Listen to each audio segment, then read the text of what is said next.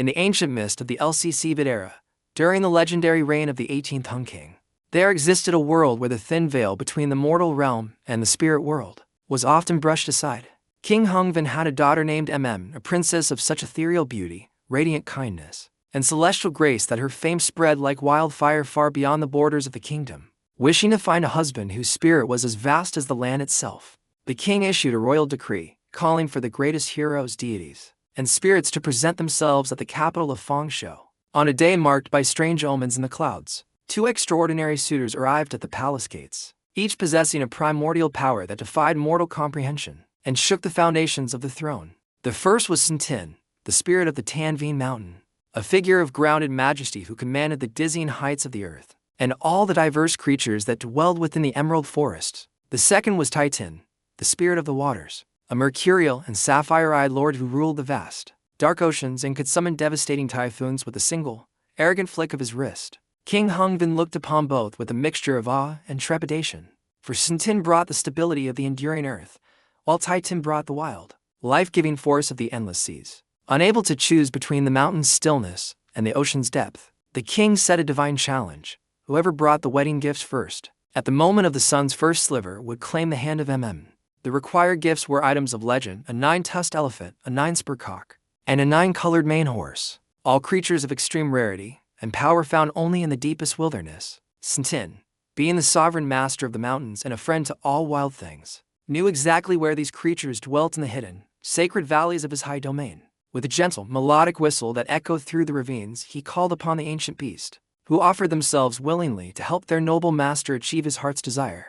Long before the first golden light of the sun touched the ornate palace gates of Fengshui, Tin arrived with the miraculous gifts in tow, his presence bringing a scent of pine to the royal court. The king, deeply impressed by the mountain spirit's punctuality and humility, gave Princess to him in a marriage celebrated by the rustling leaves of the forest and the songs of the birds. Titan arrived only moments later, his path slowed by the heavy tides, but he found the palace empty of his prize, as the wedding procession had already departed for the safety of the high mountains. Consumed by a jealous, freezing rage that turned the morning sky into a bruised purple, Titan summoned the terrifying powers of the deep trenches to reclaim what he believed was his. He commanded the winds to howl like wounded wolves and the rains to pour in a relentless, blinding deluge, aiming to drown the very roots of the mountains and wash away Tin's kingdom.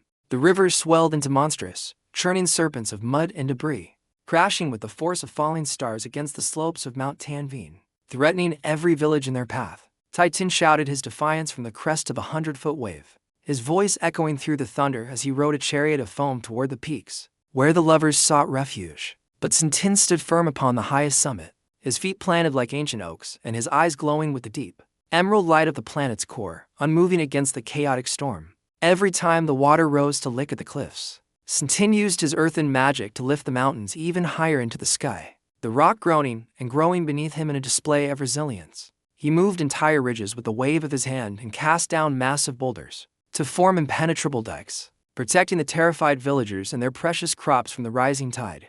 The battle raged for days and nights without pause, a cosmic clash between the immovable heights and the unstoppable depths that reshaped the geography of the northern lands forever.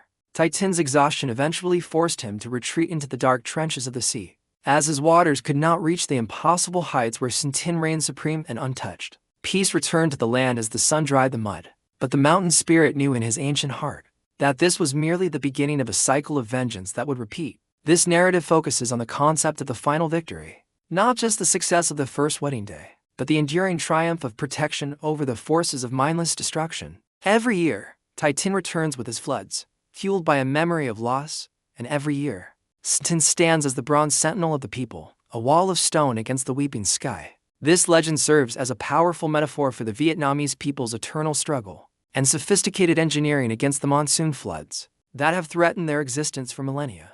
Tin represents the resilience of the human soul, that unbreakable part of our nature that refuses to be swept away or eroded by the overwhelming storms of misfortune.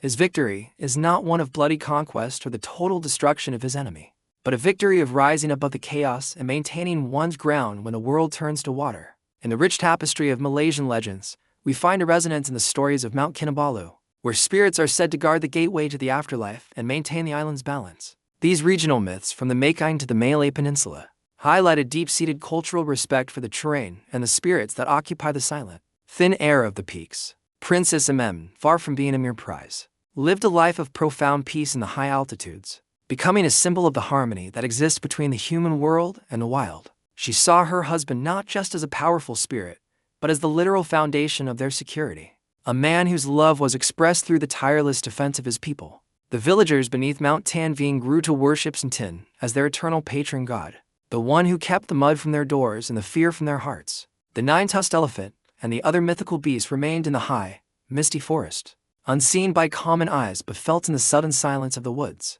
Tinh, in his lonely, coral-encrusted palace beneath the waves, continues to nurse his wounded pride, waiting for the humidity to rise and the clouds to gather for his next assault. The rivalry between the mountain and the sea is the very heartbeat of the land's geography, a rhythmic pulse of conflict that ensures the land remains sharp and ever vigilant. Tinh magic was never solely about his ability to move mountains. It was rooted in his unwavering patience and his refusal to be provoked into an act of cruelty. He taught the people the sacred art of the dike, how to build terraces that mimic the mountain's own strength, and how to listen to the whispers of the wind. His final victory is achieved every single time a child is kept warm and dry, every time a rice paddy survives the season, and every time the community stands together. To truly understand the heart of Tinh is to understand the physical and spiritual geography of Vietnam itself, a resilient spine of mountains protecting a fertile coast.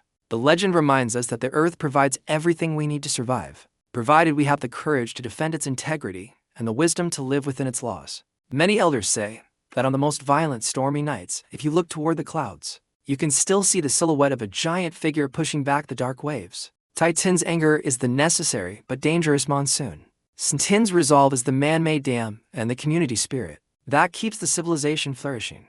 The story is a contained narrative of a pivotal moment, the choice to stay and fight for the land that defines the national identity of a people who have survived history. It is a story of romantic love, yes, but more importantly, it is a story of the duty one owes to the earth and the people who rely on its stability. Tinh chose the path of the guardian rather than the path of the conqueror, proving that the greatest power lies in the ability to preserve rather than destroy. His character is marked by a majestic calmness, a quality of being that reflects the ancient, unyielding stones of his home, which have seen empires rise and fall. Even in the absolute heat of the most terrifying battle, he never once lost his composure. For the mountain does not tremble at the rain, nor does it hate the clouds. Tinh, though possessing vast and terrifying power, was a slave to his own volatile emotions, which made his strength chaotic, destructive, and ultimately fleeting. Vietnamese culture deeply prizes this emotional stability and groundedness, seeing it as the true mark of a leader and a hero in the face of inevitable adversity. In the ancient, torch-lit palaces of the Hung Kings, this story was told to every young prince and princess to teach them the vital life lesson of preparation. If Tinh had not been ready with the gifts at the precise moment they were required, the kingdom might have been lost to the sea, and the lineage of kings ended. Opportunities in our modern lives are much like that dawn deadline. They require us to be active, alert, and ready to present our best selves before the window closes. The mountain spirit's victory is also a victory for the natural order. It is the triumph of the boundary, ensuring that elements remain in their proper places for life to exist. He did not seek to annihilate Tinh or dry up the oceans, for the wise spirit knows that the world needs the life-giving water as much as the solid land. He only sought to define the sacred boundaries that thus far and no further, where the water must stop, so that the rice may grow and the fires may burn. This profound sense of balance and the necessity of boundaries is central to the moral focus of the legend and the character of the Vietnamese people. We all have a Tinh within our own lives, a rising tide of stress, or a storm of external pressure that seeks to overwhelm our sense of self. And so, we must all strive to find our inner Tinh, that mountain of resolve that allows us to stand tall against the crashing waves of the world. The spirit of the mountain does not just live in old books, it lives in the stone-carved temples, the folk songs, and the daily resilience of the farmers. It lives in the way the people of Southeast Asia treat the highlands as sacred cathedrals, places where the air is pure and the connection to the divine is tangible. Malaysian folklore often whispers of the Orang Bunian, the hidden people of the forest who inhabit the deep woods, much like the retinue of spirits that served Tinh.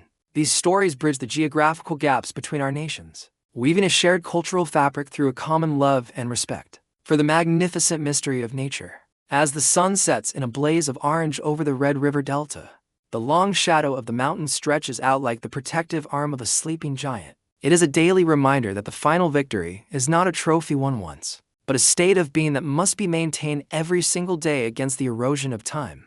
Persistence, the legend teaches us, is the highest form of magic. It is the steady pressure of the mountain that eventually defeats the frantic energy of the storm. Tin didn't just win a princess. He won the eternal gratitude of a civilization that sees him as their primary defender against the cosmic chaos of floods. His sacred name is still invoked with reverence during the new year, where offerings are made to ensure a harvest that is bountiful and free from drowning.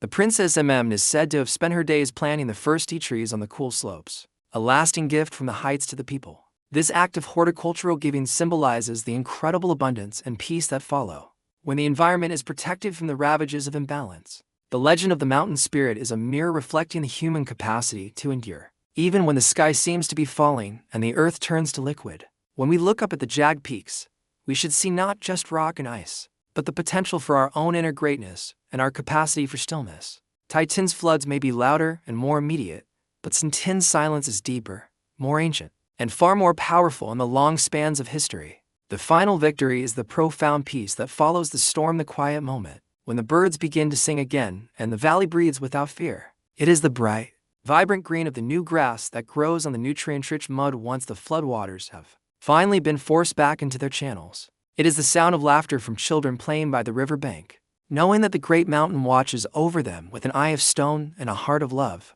King Hungvin eventually passed his crown to the next generation, but the legend of his daughter's suitors remained the true spiritual crown of the nation. Myths are the heavy anchors of human history, preventing the essential truths of a culture from being washed away by the relentless passage of indifferent time. Tin is that anchor for the people, providing a sense of place and a clear moral compass in a world that often feels as unstable as a storm.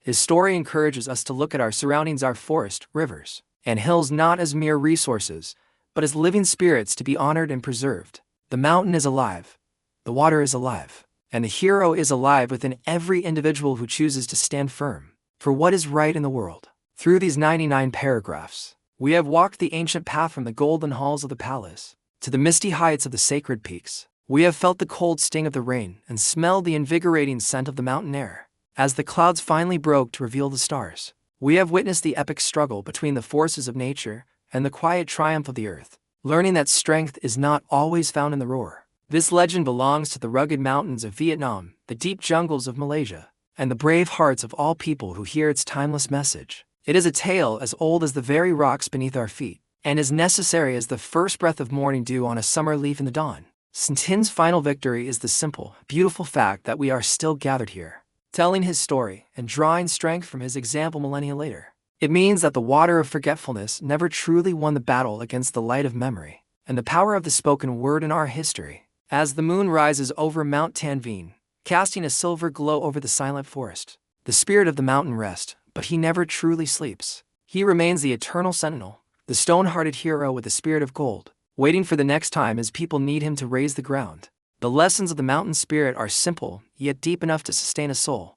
Be ready, be firm, and always rise above the flood of life. Protect what you love with everything you have. And remember that your greatest strength is your ability to remain calm when the world is in panic. Never forget that the highest ground you can ever stand upon is the ground of your own integrity, your kindness, and your commitment to others. The legend of Tin concludes its formal telling here, but its echo will remain in every mountain range you see and every river that flows. May your own journey through the storms lead you to high, safe ground where you can build a home that no flood can ever destroy. Carry the spirit of the mountain within you as you navigate the rising tides of destiny, and let your light be the beacon that guides others. For in the end, we are all protectors of our own small valleys, and we all have the power to lift our world toward the stars. If you enjoyed this journey through myth and wisdom, please comment, like, share, and subscribe to Storycraft Studio for more legends that stir the soul.